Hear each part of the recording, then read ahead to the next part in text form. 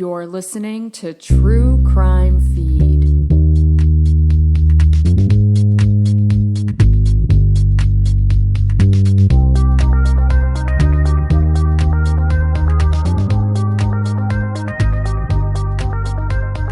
Welcome to True Crime Feed. I'm your host, Angela Ferrari, reviewing the best true crime podcast from the past decade with a teensy bit of humor, plus my top 3 true crime picks of the week.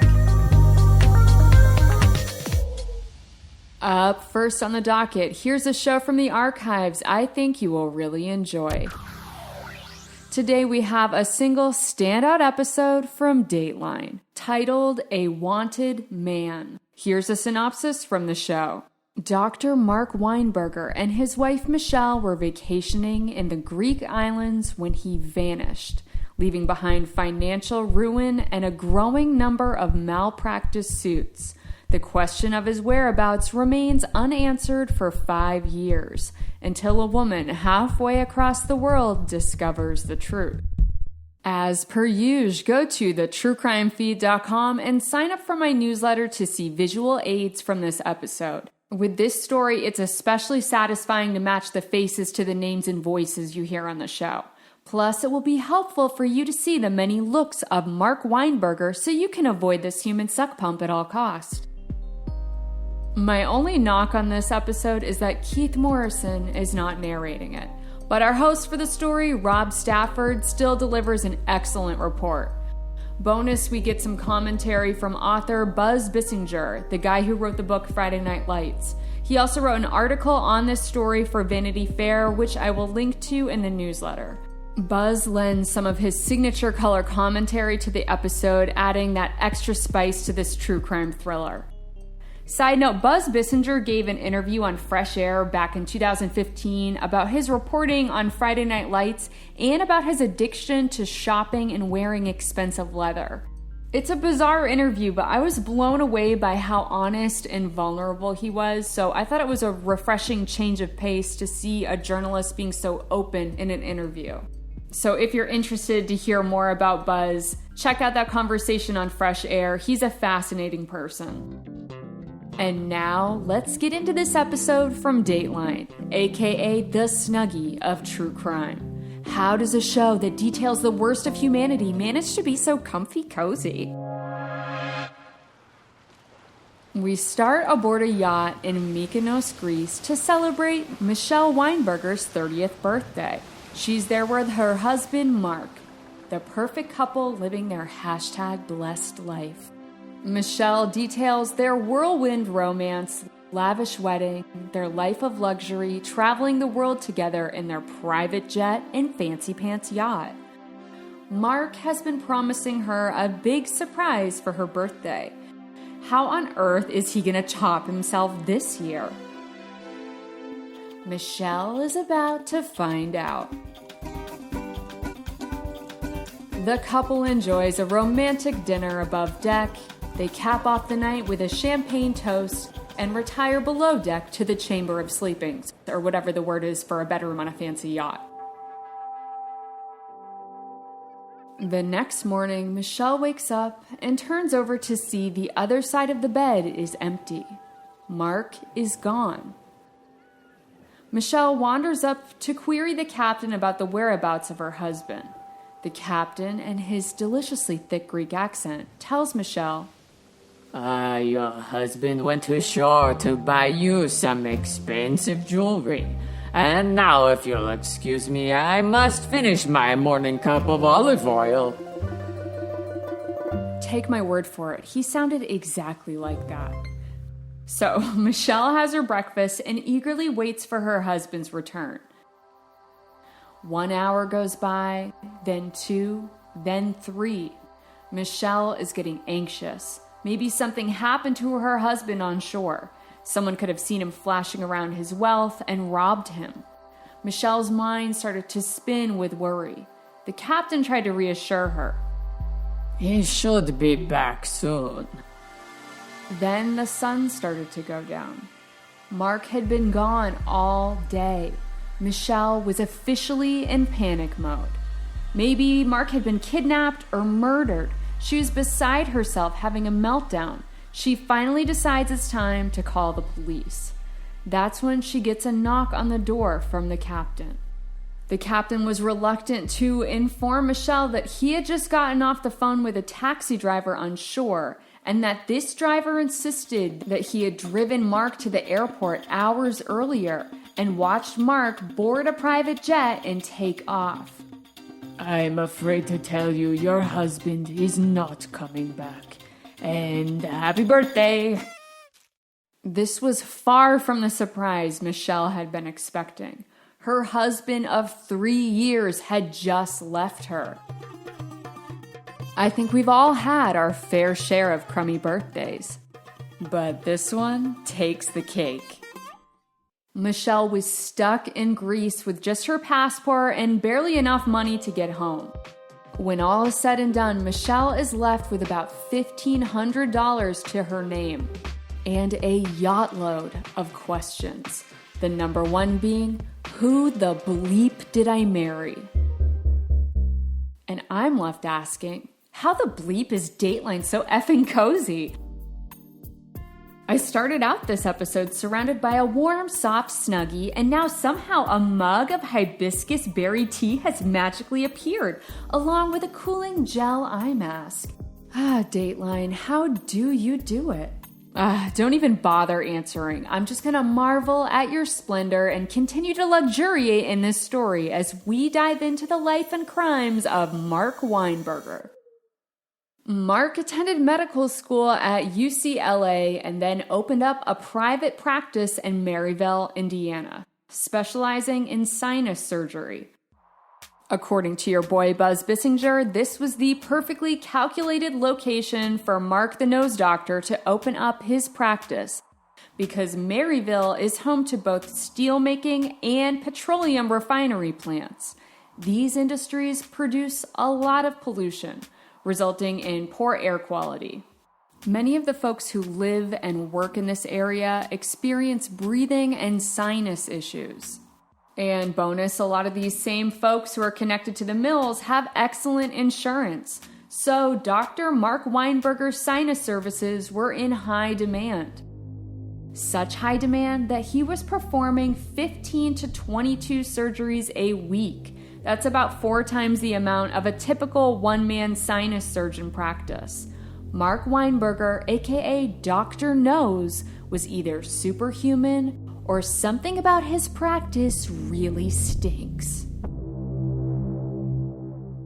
We hear from Valerie Thomas, whose 8-year-old daughter Kayla had been experiencing crippling headaches. Dr. Weinberger meets with Kayla, and just 4 days later, she is in surgery. But Kayla isn't getting any better. Dr. Weinberger blames Mother Valerie for not following post-surgery protocol, aka squirting saline solution in her daughter's nose. But Mother Valerie is suspicious of Kayla's deteriorating state, so she decides to get a second opinion. And those doctors are baffled that Dr. Weinberger performed sinus surgery on an 8-year-old. This little girl's issues were all due to a giant non-cancerous brain tumor. Kayla undergoes another surgery, and doctors are unable to remove the entire tumor because the previous unnecessary surgery had left too much scar tissue behind in her sinus cavity. She survives the surgery, but poor little Kayla is in for a long, painful road to recovery. Did things get chilly in here all of a sudden? I'm not really feeling so cozy anymore. And things are about to get even more chilling. Next, we meet Phyllis Barnes, a lifelong smoker who started having trouble breathing. Side note, I've known a couple of Phyllises, and they were some of the most pure, delightful humans I've ever met. And this Phyllis sounds like she fits that same mold. She attributed her issues to sinuses and sought treatment from Dr. Weinberger. He immediately diagnoses Phyllis and recommends surgery. Her sister is there for her in the waiting room and is a little suspicious that her surgery only took 30 minutes. A week goes by and it's clear that Phyllis wasn't getting any better. She calls Dr. Weinberger to have a follow-up about her treatment and expresses her concerns that things seem to be getting worse. Dr. Weinberger laughs at her and gives her the oh-so-helpful advice that these things just take time. Phyllis also gets a second opinion from another doctor who, after only a brief cursory examination, immediately identifies 2 masses on Phyllis's throat. A biopsy confirms she had advanced throat cancer. Dr. Weinberger either completely ignored the obvious masses or he didn't even examine her at all. And what on earth kind of, quote, surgery did this guy perform on her? Things have gone too far. In addition to harming multiple patients, he's messed with an 8-year-old and a kind woman named Phyllis. So from here on out, I'm calling him Dr. Weinberger. By 2004, lots of other people are starting to sniff this guy out. Dr. Weinberger has been negligent and reckless with too many patients, and now there are pending lawsuits against him, threatening to take down his practice and his life of luxury. In addition to these disgruntled former patients, Michelle is uncovering more of her estranged husband's secrets. She discovers there was a, quote, scary room in his office. He left behind a lot of incriminating evidence that shows that he had been planning his escape for months.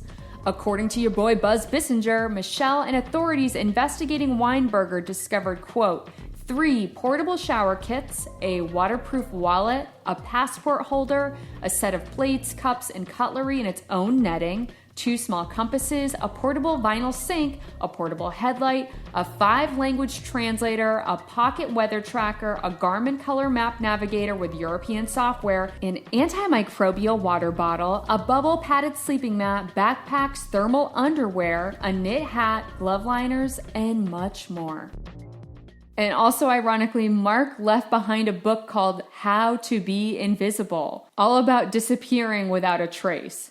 Why would he leave all this evidence and that book behind? Pretty bad at following directions, Weinberger.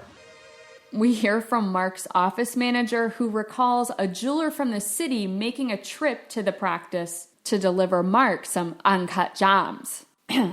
Uncut gems. The perfect way to launder money and travel inauspiciously with your wealth in tow. He had accumulated a lot of cash in a short period of time, billing $13 million to insurance. In Weinberger's surgery rooms, he had state-of-the-art tools to do multiple surgeries in a day with a remote arm that he would control on a screen. You know, kind of like a fun video game, but you're mutilating people and moving through patients like they're on a production line. Okay, it's freezing in here now. I thought I was tuning into a warm and cozy episode of Dateline, not naked and afraid. I guess in order to bring back those Snuggie vibes, we're gonna have to track down this phony snot doc once and for all. Michelle finds a shredded document in her ex-hubby's office. She tapes it back together to discover the address of a fancy hotel casino in Paris. Yes, a secret sexy French spy mission. Michelle flies to Paris, but she's a day late. Weinberger had snot-rocketed away.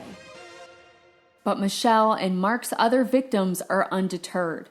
They do everything they can to spread the word about Mark, filming news segments, including a spot on America's Most Wanted, in the hopes that someday someone out there would spot Mark and turn this boogeyman in once and for all.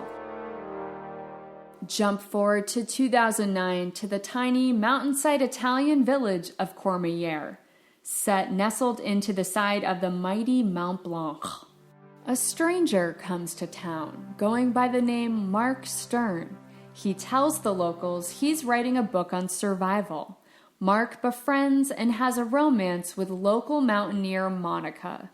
They bond over American music. Meeting Monica was my favorite part of the episode, especially hearing her enthusiasm for the Beastie Boys. I want a recording of her saying, "Fight for your right to party," to be my new ringtone. And this is only the beginning of the heroic stuff Monica does in the story. She falls hard for Mark. He promises that they will live together happily ever after, but first he needs to complete one last survival mission for his book.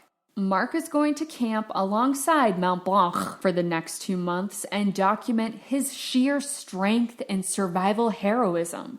And it would also be really cool if Monica could trek out to him every few days to bring him provisions. I picture Monica making the harrowing journey up the steep, icy mountain to bring Mark cans of Campbell soup and hot cocoa, and replenishing his collection of DVDs for his portable player so he can stay entertained. While Mark is tucked away in his warm, toasty tent, staying cozier than me tuning into an episode of Dateline, Monica happens to tune in to another true crime show. She gets a tip from a friend that her new beau Mark might not be who she thinks he is. Again, Monica knows Mark by the last name Stern, but his rental agreement on his Courmayeur flat lists the name Mark Weinberger. Monica Googles that name and sees the episode pop up of America's Most Wanted. She immediately calls the Italian authorities and they track him down. Mark is brought in for questioning, but he narrowly escapes when he tries to stab himself in the throat. He lives through this dramatic self-inflicted injury, which was honestly probably done more carefully than the reckless surgery he performed on his patients. Mark recovers and he's extradited to the US, where he goes on trial facing over 300 counts of fraud and malpractice.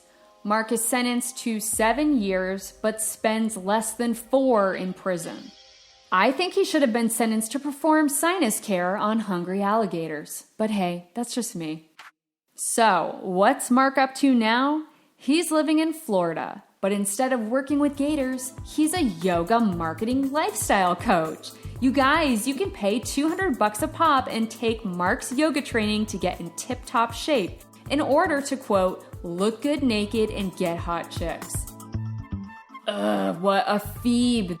This guy is worse than canned tuna in a pasta carbonara. But I am glad his name and face are out there, thanks to his brave victims and excellent reporting. We owe it to them that Mark Weinberger will forever have the reputation of being a complete snot rag. And I, for one, feel warm and comforted by that fact. Ah, Dateline, you've done it again. Thanks for going on this journey with me. I have so many more favorite Dateline stories that I will cover in future episodes, but I would love to hear some of your favorites and your thoughts on today's story. Get in touch with me directly at angela@thetruecrimefeed.com or join the True Crime Feed Facebook discussion group. Keep an open mind and be kind to fellow True Crime Feed friends. Stay tuned till after the break to hear my top 3 podcast power ranking of the week. And we're back. Before we start the official ranking, I have started the King Road Killings, not vibing with the host's style of storytelling, but the story itself has me enthralled. So I'm going to tune into every episode in spite the narration not being my preferred flavor. And with that being said, let's get down to business. Here are the 3 shows currently trending that I think are worth a listen. I present to you this week's podcast power ranking. At the number 3 spot, we have Under the Cover of Night. Here's a synopsis from the show. In 1996, Sue Knight was found dead in her Athens, Texas home. Her will named a loose acquaintance as the executor of her estate, but after an alleged phone call from the CIA and a dire warning from the local sheriff, the executor stopped asking questions. More than 25 years later, Sue's memory haunts the town of Athens and the people who knew her. Who was Sue really? Why did this English expat settle in a small town in Texas? And could she still be alive? The first 2 episodes of this show came out this week, and I have been loving previous original Apple True Crime podcasts, so I think we're in for a wild ride with Under the Cover of Night. At the number 2 spot, we once again have Freeway Phantom. Here's a summary from the show. Between 1971 and 1972, 6 black girls went missing in the Washington, D.C. area. Their bodies were discarded alongside D.C. freeways, and their killer has never been found. The media dubbed him the Freeway Phantom. As of this writing, I am on episode 4, but I will be fully caught up by the time this show airs. Freeway Phantom is really good, but it's a hard listen. I usually can't handle tuning into any kind of violence and sexual assault against children. That's why I haven't been able to stomach Betrayal Season 2. However, the reporting on Freeway Phantom is so well done that I can get through the tough parts in service to the story. Even though this case is 50 years old, there is an urgency and a momentum behind it. You can hear it in the voices of the surviving families and the former lead detective, Romaine Jenkins. It feels like this case is about to be solved once and for all, and you are going to want to be there tuning in when that happens. So don't miss Freeway Phantom. At the number 1 spot, we have The 13th Step. Here's a synopsis from the show. Reporter Lauren Chulgin starts getting tips about the founder of New Hampshire's largest addiction treatment network. He is allegedly sexually harassing or assaulting women, employees, and former clients at his facilities. The tip sends Lauren on a journey deep into the addiction treatment industry, which, as one source says, needs a, quote, #MeToo movement. Dude, this one came out of nowhere and hit me hard. All of the episodes dropped at once, and I binged the entire show in one day. Living in Maine, this show feels like it's taking place in my backyard. But even if you aren't a New Englander, this show will hit close to home for you too, because I think we've all had a personal tie to addiction with friends, family, or even ourselves. And the 13th Step shows how predators are making the road to recovery even more difficult. I love this show so much that I'm going to wait 6 months or so and dedicate a whole episode to reviewing this show in its entirety and give updates, because I have a feeling more information is going to bubble up to the surface. This reporting is only just the beginning. So run, don't walk to the 13th step. Now for my miss of the week. We have Queen Havoc and her murder cult. Here's a rundown from the show. Cecilia Stein has been called the, quote, Charles Manson of South Africa. The criminal mastermind helmed a quasi-Christian cult and convinced her followers to kill 11 innocent people without spilling a drop of blood herself. Yeah, this is totally a personal preference, but anything that has to do with exorcisms and getting possessed by the devil is a hard pass for me, dog. I gave it a try, but literally like 2 minutes in, they start playing a recording of what is supposedly a real-life exorcism, and I couldn't shut my fire off fast enough. I don't logically believe that a person can actually get possessed by the devil, but that recording brought me back to my 5th grade self watching the movie of The Exorcism at a sleepover. Dude, that movie messed me up. I don't think I slept for the next 2 years, and I still get the heebie-jeebies just thinking about it. So yeah, maybe I'll tune back in after I get some therapy, but for now, I'm gonna have to send Queen of Havoc and her murder cult down my podcast queue trapdoor. Find out next week what show will be in the number 1 spot now that the 13th step has concluded. Let me know what trending shows are in your top 3 and what show fell through your podcast queue trapdoor. I will meet you back here next week to dust off another superb true crime show from the archive for your next speeding fix.